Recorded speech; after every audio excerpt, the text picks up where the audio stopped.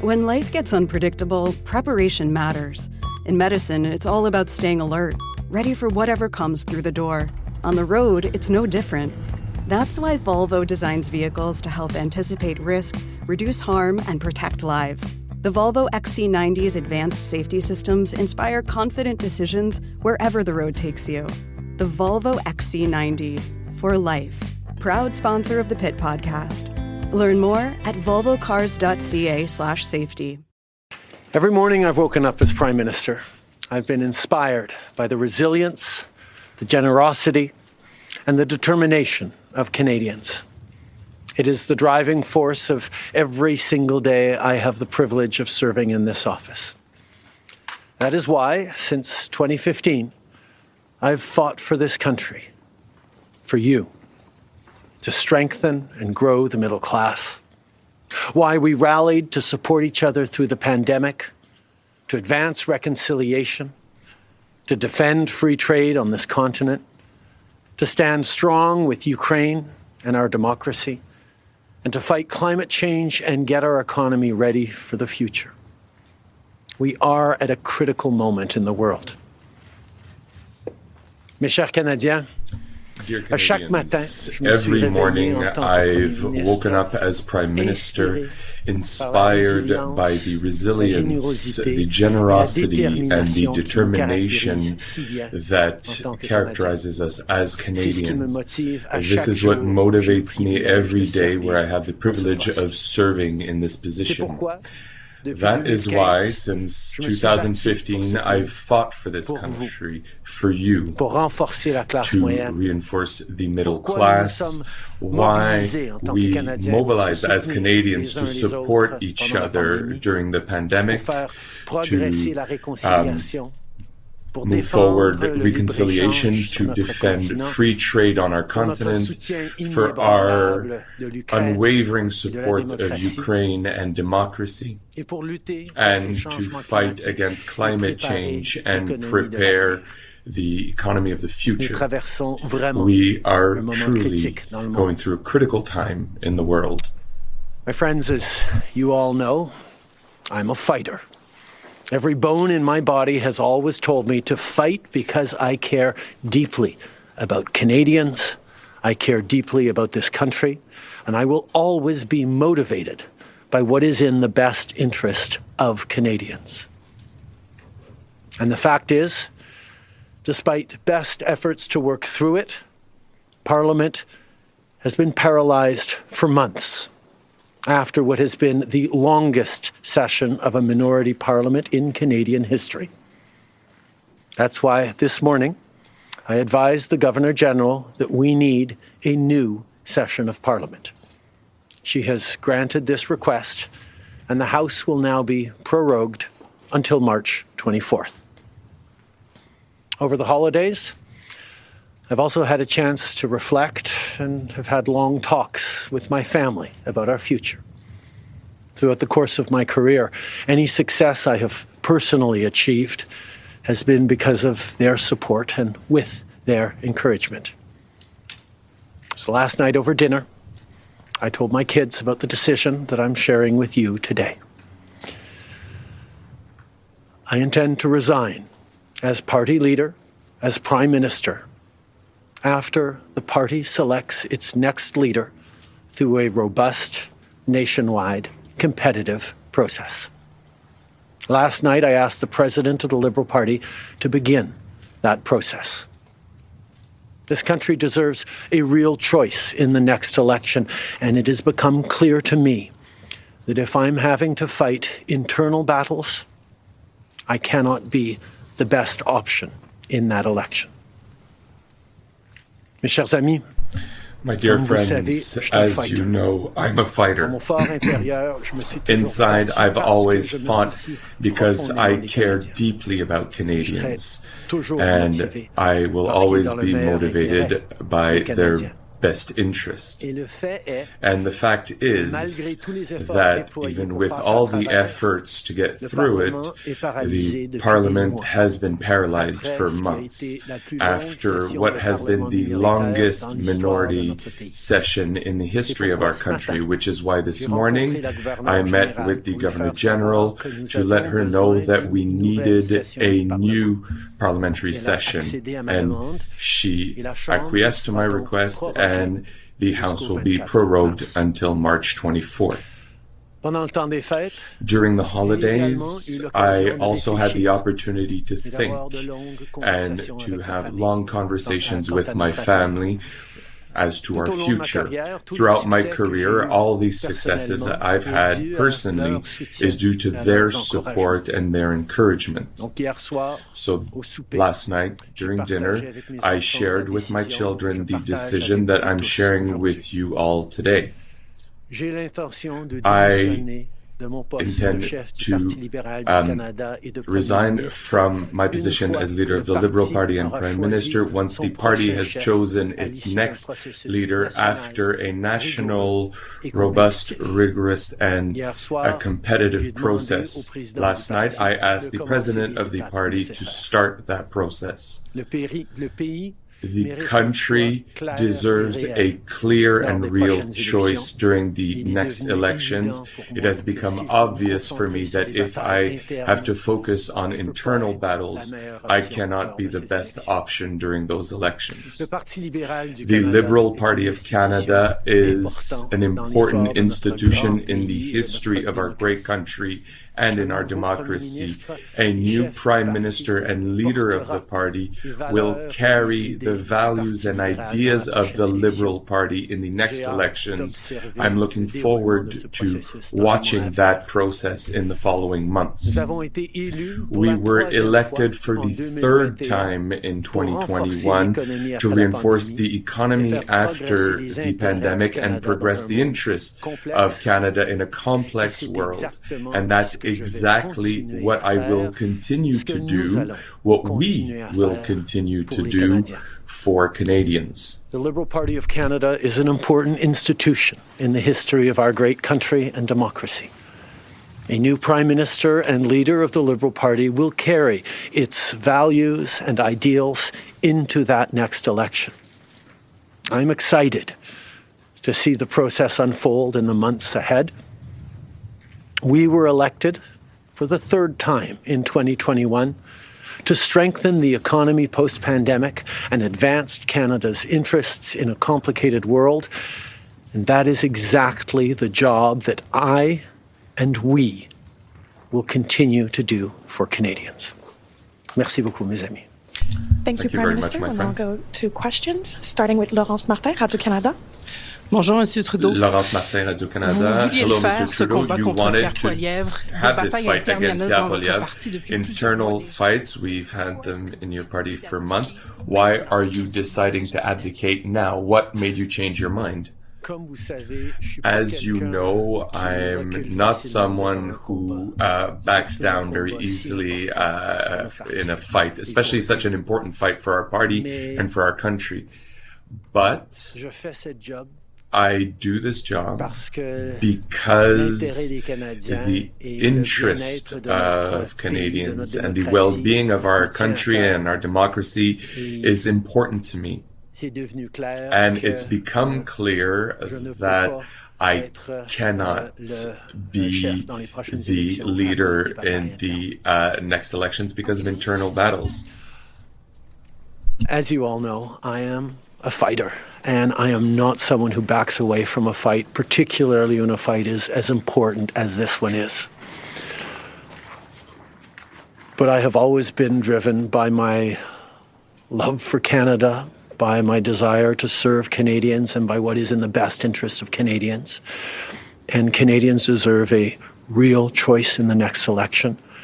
And it has become obvious to me with the internal battles that I cannot be the one to carry the Liberal standard into the next election.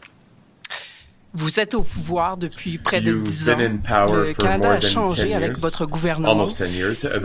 Canada has changed under your government. If there is one thing that you did that you're very proud of, I know there's many, but maybe one and maybe a regret as well.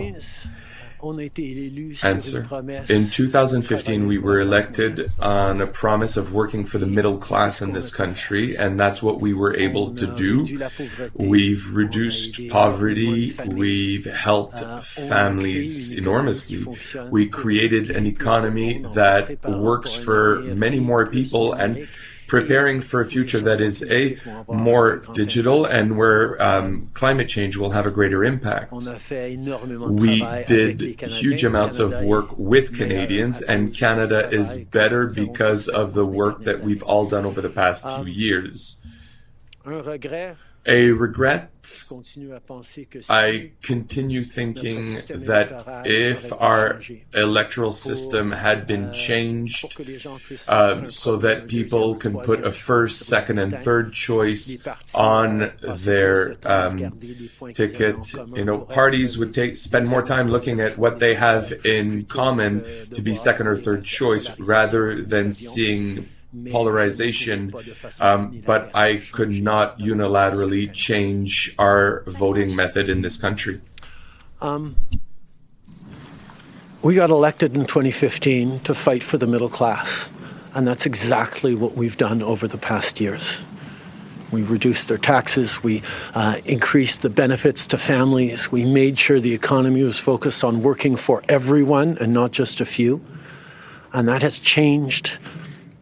That has dropped poverty rates in Canada, that has brought more people into the workforce, that has moved us forward on reconciliation in a way that has deeply improved the opportunities and success of Canadians despite the incredibly difficult times the world is going through right now. There's lots more work to be done, and I know that this party and this country and Canadians will keep doing it. If I have one regret, particularly as we approach this election, well, there are probably many regrets that I will think of, but I do wish that we'd been able to change the way we elect our governments in this country so that people could simply choose a second choice or a third choice on the same ballot, so that parties would spend more time trying to be people's second or third choices, and people would have been looking for things they have in common instead of trying to polarize and divide Canadians against each other. I think in this time, figuring out how to pull together and find common ground remains something that is really important for democracies. But I could not change unilaterally, without support of other parties, our electoral system. That wouldn't have been responsible. Prochaine question. Tonda McCharles, Toronto Star.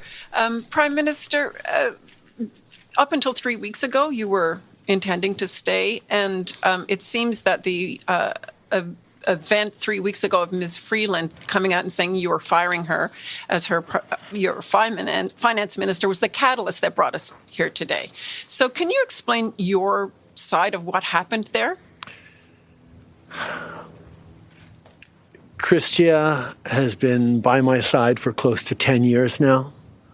She has been an incredible political partner through just about everything we have done as a government and as a party over the past decade. I had really hoped that she would agree to continue as my deputy prime minister and take on one of the most important files that not just this government but this country is facing, but she chose otherwise. In regards to what actually happened, I am not someone who's in the habit of sharing private conversations. Chrystia has been for almost 10 years now by my side as a political partner who's been essential in everything we've achieved as a government and as a party. I really would have liked had she chosen to continue as my vice prime minister, and had she taken one of the most significant files that Canadians and our government will face in the future from before the elections, but she didn't want to. But in terms of the details, I'm not somebody who shares the details of private conversations. You spoke about the Liberal Party as an institution and the internal battles right now, but I'm wondering if you feel that another leader will have more success than you will at beating Pierre Poilievre in the next campaign. Pierre Poilievre's vision for this country is not the right one for Canadians. Stopping the fight against climate change doesn't make sense. Backing off on the values and strength in diversity that Canada has always worked to pull itself together on is not the right path for the country. Attacking journalists, the CBC institutions, that's not what Canadians need in this moment. We need an ambitious, optimistic view of the future, and Pierre Poilievre is not offering that. And I look forward to the fight as progressives across this country stand up for the kind of vision for a better country that Canadians have always carried, despite the tremendous pressures around the world to think smaller, to veer towards the hard right, and to be less ambitious for what we can be and do as a country when the world really needs Canada. That's not an answer, though. Yes or no? Is there another leader that could beat him? Absolutely. Sur le leader? Oui. Est-ce que vous Pierre Poilievre.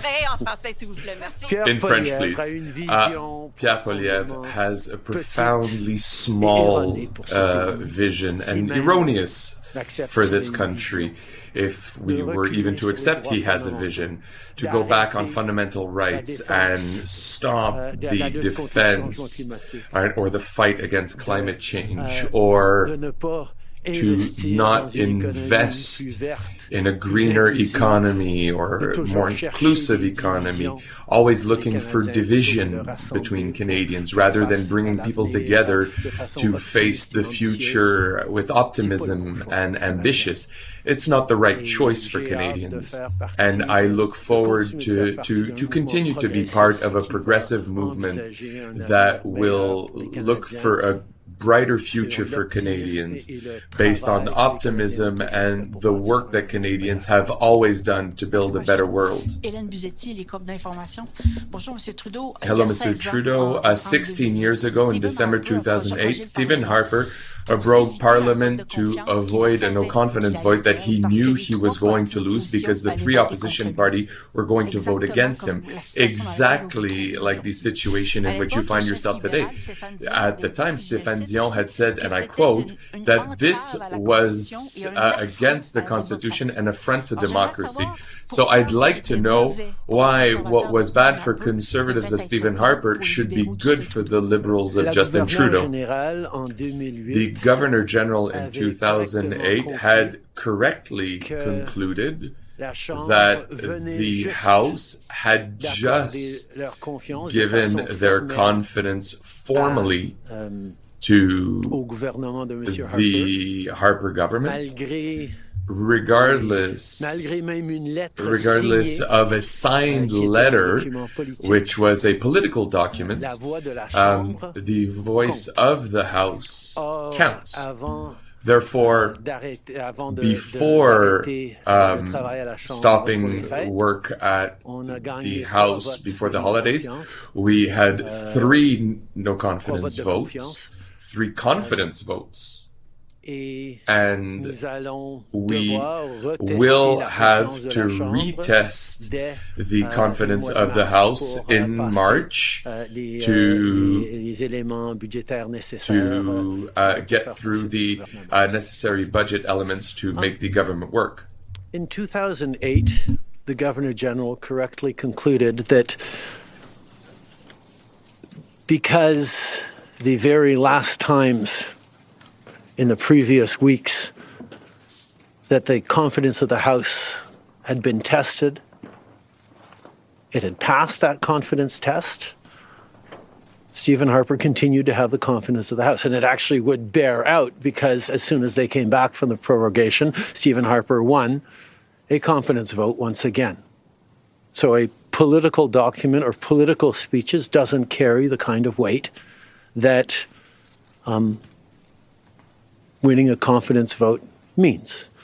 But this prorogation will take us only into March, and there will be confidence votes in March in the passing of supply that will allow Parliament to weigh in on confidence in a way that is entirely in keeping with all the principles of democracy and the workings of our strong institutions. With respect, Mr. Trudeau, isn't there something anti-democratic of suspending the possibility of Parliament of expressing its no confidence? The time it takes for your party to find its savior, shouldn't it just refer to the electors, the voters, and trigger an election? Hélène, you've very clearly seen, like everybody in the parliamentary press, the extent to which Parliament hasn't been working for the past few months.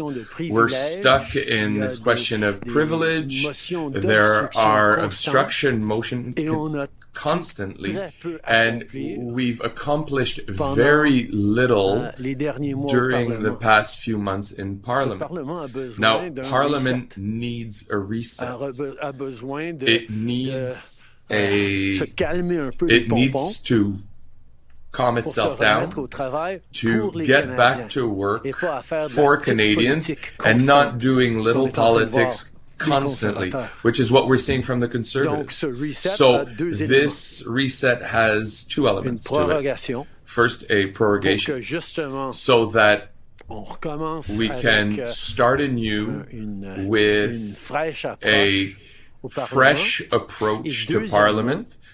And yes, the Liberal Party will go through a leadership race because I expect that if I don't lead the party during the next elections, the polarization that we're currently seeing in Parliament should also calm down. So Canadians need a Parliament that works, particularly in this complex times, and these two elements will represent the reset that's necessary for Parliament. Can you do this in English? But tell me why not an election as well? Parliamentary press gallery, and anyone who's been watching politics closely over the past months will know that Parliament has been entirely seized by obstruction and filibustering and a total lack of productivity over the past few months. We are right now the longest serving minority government in history, and it's time for a reset. It's time for the temperature to come down, for the people to have a fresh start in Parliament, to be able to navigate through these complex times, both domestically and internationally. And the reset that we have is actually two parts. One is the prorogation, but the other part is recognizing that removing me from the equation as the leader who will fight the next election for the Liberal Party should also decrease the level of polarization that we're seeing right now in the House and in Canadian politics, and allow people to actually focus on serving Canadians in this House and with their work the way Canadians deserve. On va prendre une dernière question. One last question. Good morning, Prime Minister. Stephanie Taylor with the National Post. Given, as you just said, there's going to be confidence votes in March, opposition parties have said they are prepared to bring down your government. What kind of chances do you think you are leaving to your successor, given that there will only be mere weeks for them to introduce themselves to Canadians before heading into an election, potentially?